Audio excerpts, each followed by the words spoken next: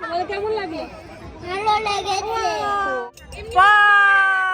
এটা নিজের গলা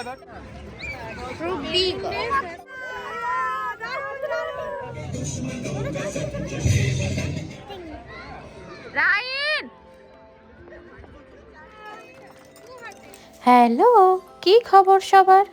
আমাদের খবর বেশ ভালো। নতুন একটা ভিডিওতে সবাইকে জানাই স্বাগত। ভিডিওটার সামনের অংশটা দেখে বোঝাই যাচ্ছে যে ভিডিওটা রাইনের স্পোর্টসের ভিডিও।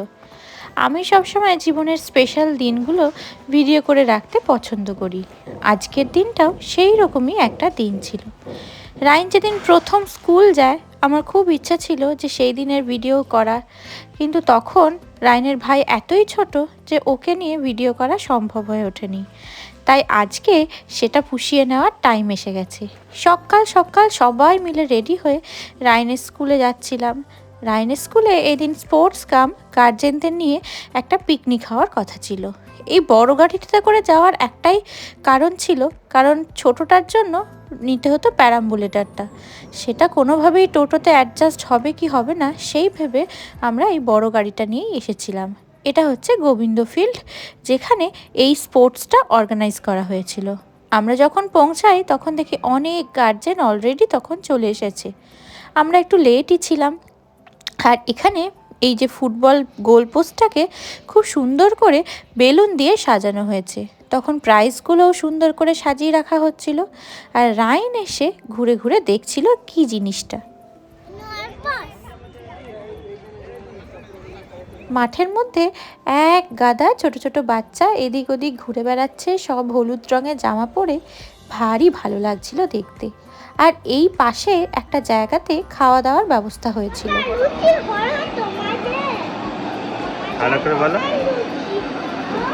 রাইনকে বলা হয়েছিল তোমাকে সারা দিন লুচি খেতে দেওয়া হবে। আর ও যখন এই রান্নার জায়গাটা দেখতে আসে তখন এরা লুচি ভাজছিল। সেই জন্য তো রাইনের কত এক্সাইটমেন্ট, ও ওদেরকেই জিজ্ঞাসা করছিল তোমাদের লুচি ভাজা হলো। যাই হোক, আমরা ব্রেকফাস্ট করে তারপর যখন মাঠে এলাম তখনও দেখছি আরও অনেক গার্জেন চলে এসেছে। রাইনকে যেহেতু বলা হয়েছিল যে স্পোর্টস মানে তুমি সারাদিন সেখানে ছুটে বেড়াবে আর আমরাও সবাই মিলে যাব, তাই সেটাকে পিকনিক বলে। সেটা জেনেই রাইন ভীষণ খুশি হয়ে গেছিল যে আমরাও থাকবো আর ও সারাদিন ছুটতে পারবে মাঠের মধ্যে। এর থেকে ভালো জিনিস আর কি হতে পারে। দেবাশিস ওকে দেখাচ্ছিল দেখো এই ট্র্যাকগুলোতে ছুটতে হয়। আর পাশেই বড়দের খেলা চলছিল।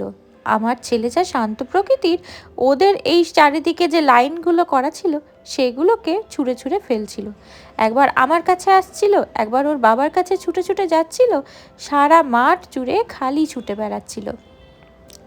আর এখানে তখন প্রাইজগুলো অলরেডি সাজানো হয়ে গেছে। আমি আমার জায়গা থেকে খুব বেশি নড়তে পারছিলাম না, কারণ মাঠের মধ্যে প্যারাম্বুলেটারটা ঘোরাতে বারণ করছিল। তাই প্যারাম্বুলেটারটাতে রাইনের ভাইকে রেখে আমাকে মোটামুটি একটা জায়গাতেই ফিক্সড হয়ে বসে থাকতে হচ্ছিল। সমস্ত বাচ্চারা যখন এদিক ওদিক ছোটাছুটি করছে একই রকমের জামা কাপড় পরে, দেখতে ভারী ভালো লাগছিল। আমি চিরকালই খেলাধুলাতে অষ্টরম্ভা।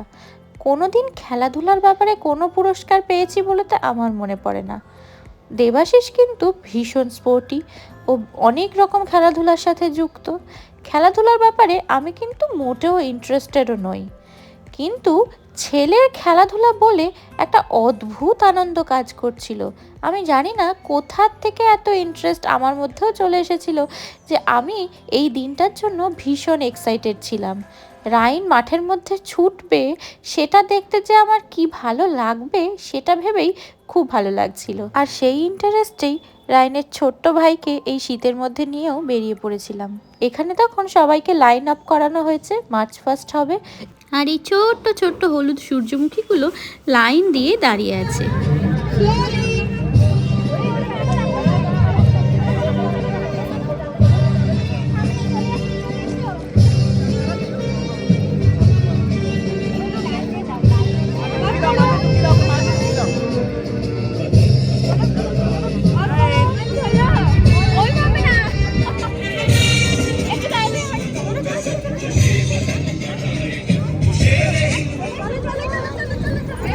Very good, children. Well done. ছোট ছোট বাচ্চাগুলোকে লাইন আপ করিয়ে একটা জায়গা দিয়ে হাঁটিয়ে নিয়ে যাওয়াটা কতটা চ্যালেঞ্জিং হতে পারে সেটা আমি এখানে দেখেই বুঝতে পারছিলাম।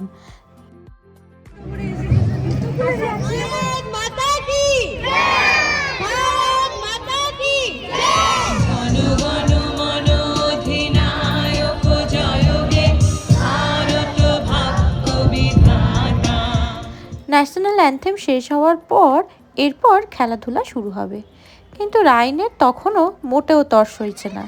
ওর খালি প্রশ্ন কখন আমাকে ছুটতে দেবে। আর এদের দেখে তো ওর আরোই তর্স হয়েছিল না। আসলে অনেকগুলো গ্রুপ ছিল, পরপর হবে, সেই জন্য রাইন এগুলো যখন হচ্ছিল তখন ও জিজ্ঞাসা করছে কখন ছুটবো কখন ছুটবো।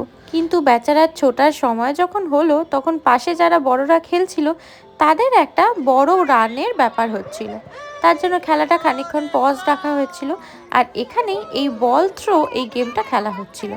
এখানে রাইনকে তো বলা হয়েছিল যে তুমি বলটা ছোড়ো, ও সব থেকে জোরে কিভাবে ছুটতে হয় সেটা করছিল। ফার্স্ট রাউন্ডে না পারলেও ও সেকেন্ড রাউন্ডে ঠিকঠাকই ছুঁড়েছিল। আর এরপর সেই টাইম এলো যেখানে রাইন ছুটতে পারবে।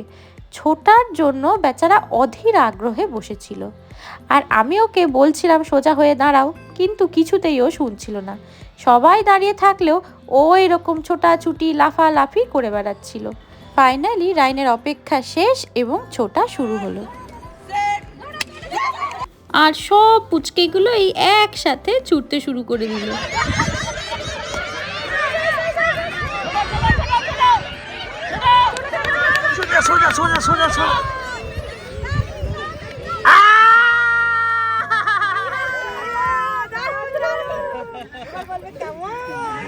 বাবাকে ধরতে গিয়ে ফার্স্ট হয়ে গেছো তুমি।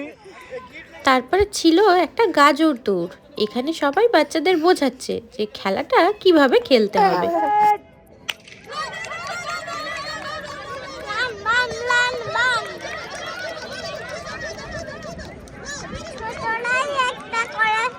আর এরপর ছিল রাইনের গাজর দৌড়। ওর বাবা ওকে বলেছিল যে গাজরটা আমাকে দিও তো। তা শুনে রাইনের যা অবস্থা সেটা সবাই দেখো।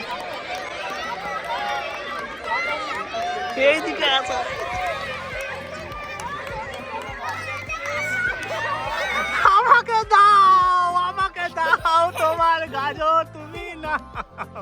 বাচ্চাদের না, শুধু মায়েদের জন্য ছিল একটা স্পেশাল খেলা।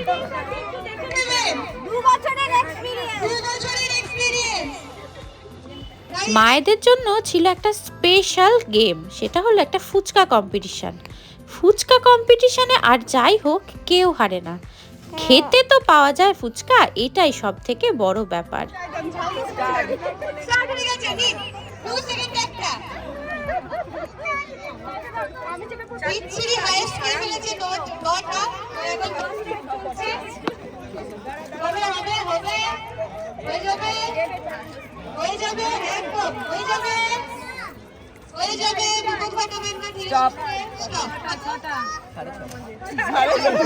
আমার ভিতরেও যে এত বড় একটা রাক্ষস আছে সেটা এই গেমটা না হলে আমি বুঝতেই পারতাম না।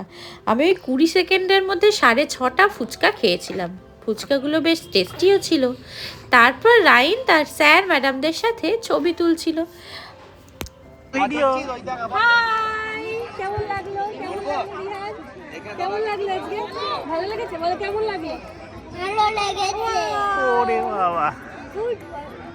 আর এরপর ছিল প্রাইজ ডিস্ট্রিবিউশন।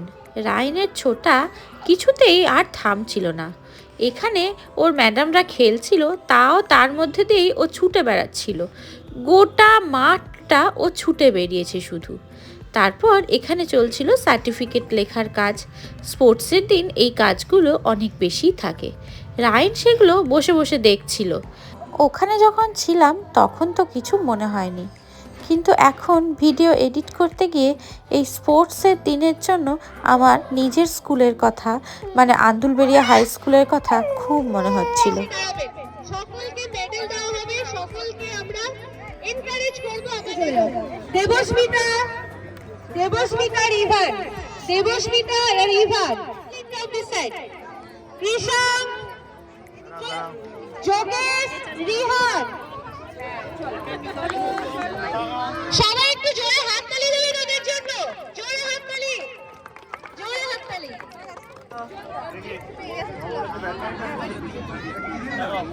সবাইকে মেডেল দেওয়ার পর এরপর শুরু হচ্ছিল প্রাইজ ডিস্ট্রিবিউশন, মানে যারা এখানে ফার্স্ট সেকেন্ড থার্ড হয়েছে তাদেরকে এখন প্রাইজ দেওয়া হচ্ছিল। আর একেবারে মানে কি বলবো, আনএক্সপেক্টেড ছিল আমাদের। সেই যে বল থ্রো ইভেন্টটা হয়েছিল সেখানে প্রথমবার তো রাইন একদম কাছে বলটা ছুঁড়েছিল, তার পরের বারটা বেশ অনেকটা দূরে বলটা ছুঁড়তে পেরেছিল, তার জন্য সেই বল থ্রো ইভেন্টটাতে রাইন হয়েছিল সেকেন্ড। খুব স্বাভাবিকভাবেই সার্টিফিকেট কি ওকে কি দেওয়া হবে সে সম্পর্কে ওর কোনো ধারণা ছিল না, তাই ও বুঝতেই পারছিল না এই জিনিসগুলো ও কি করবে নিয়ে। 50 মিটারের যে দৌড়টা ছিল তাতে রাইন ফার্স্ট হয়েছিল, আর এটা সেটারই পুরস্কার। ওর স্কুলের ম্যাডামরা যখন ভিডিও পাঠাতো দেখতাম রাইন যখন স্পোর্টসের প্র্যাকটিসে আছে সবাই ছুটে বেরিয়ে যাচ্ছে আর রাইন দাঁড়িয়ে আছে, সেখান থেকে কিভাবে যে এইখানে চলে এলো সেটা সত্যি বুঝতেও পারিনি। 50 মিটার দৌড়ের পর যে গাজর দৌড়টা ছিল রাইন সেখানেও ফার্স্ট হয়েছিল, এটা ছিল তারই ট্রফিটা। এতগুলো ট্রফি নিয়ে রাইন কি করবে সত্যি বুঝতে পারছিল না।